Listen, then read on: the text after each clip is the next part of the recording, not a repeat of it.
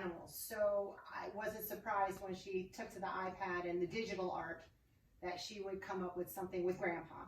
And, she said, well, what if I just, look at the other people and see if maybe I can create some page where it would just be a sea of yellow, because a yellow heart is for COVID victims. That is the symbol for the COVID victims.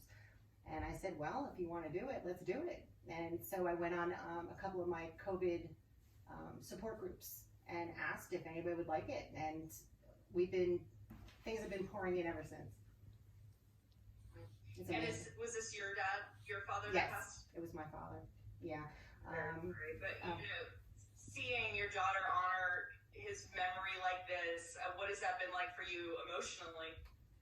I'm so proud. It's a very proud moment. I mean, her grandpa was everything to her. My father was everything to me.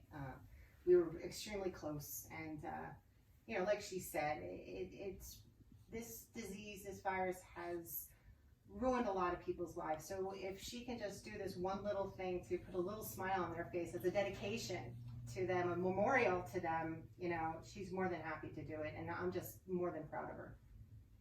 Yeah.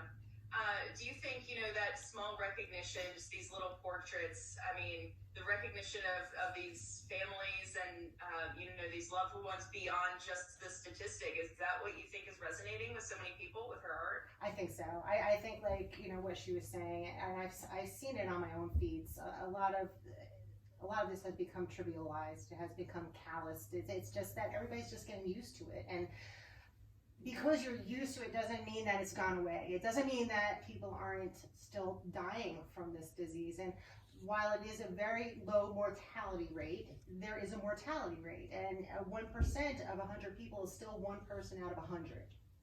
And,